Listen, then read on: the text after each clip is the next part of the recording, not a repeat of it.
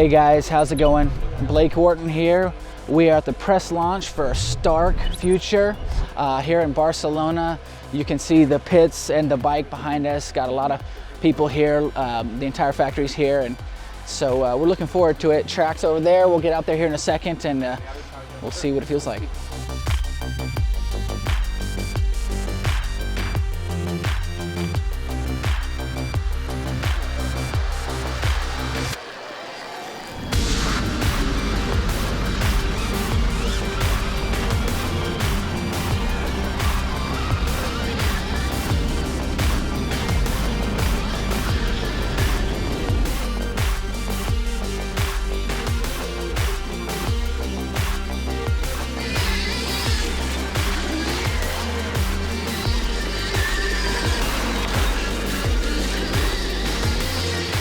Okay, well, first ride is done, and it was a blast, I gotta say.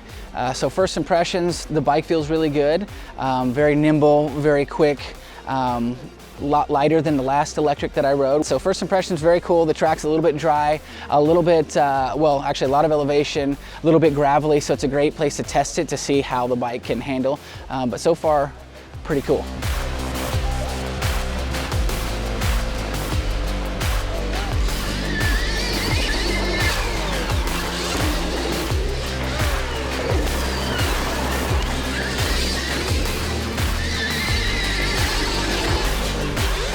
So we've got to do a little bit more riding. Track's breaking in a bit more.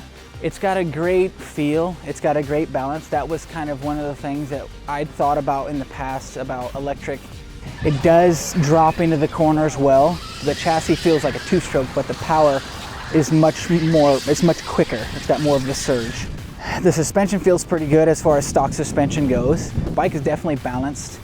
And I mean, this is the first time we've ridden it. It's not like we're doing suspension testing out here. Of course, every track's a little bit different, so I'm sure that will play a factor into it. Power on this thing, it's definitely impressive. We did a little back and forth with the combustion engine, and I would say the electric bike is extremely quick. It's got a surge on it like you would imagine with like an RC car like we've talked about, and it definitely has that electric feel. Generally, the electric bikes have, a lot of bottom end. They run out a little bit on top, but this is a pretty wide open track. We've got some big straightaways, and it's doing quite well.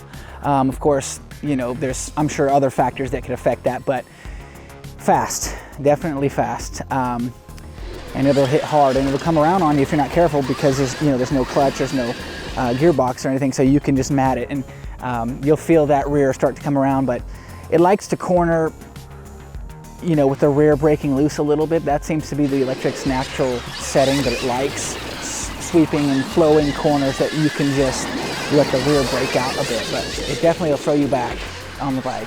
Braking, we're gonna try some different settings here in a minute. The Brembos that come on it they do feel good.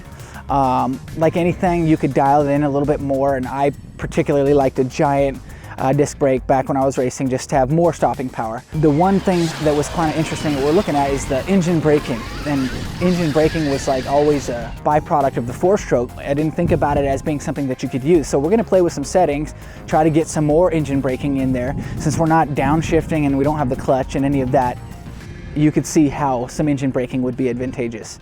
So you take some of the pressure off of the front brake and the rear brake. So I'll be curious to see what that looks like.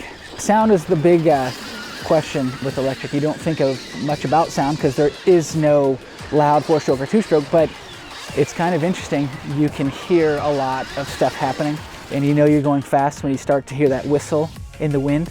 I haven't got to that point yet, but yeah, you can hear things a little bit different. You got a little bit of chain slap, of course. You can hear the suspension working. It's definitely a different machine, no doubt. Like the electric bikes, they just operate and they function in a different way. So the biggest difference is that jumping, it does have a different feel. Jumping, you have to approach it a little different. Like Joshua was saying, you have to carry a little bit more speed. One of the things that's actually good, but you do have to get used to, is being able to correct in the air.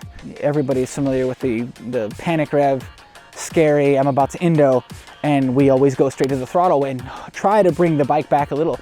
And because these bikes make so much power so quick, you can correct a bit more in the air. You feel a little bit more, you move around a little bit more, so that's an adjustment, but you can course correct a bit in the air, which might save you. So that's the biggest difference. Jumping for sure is the biggest adjustment thing you got to get used to.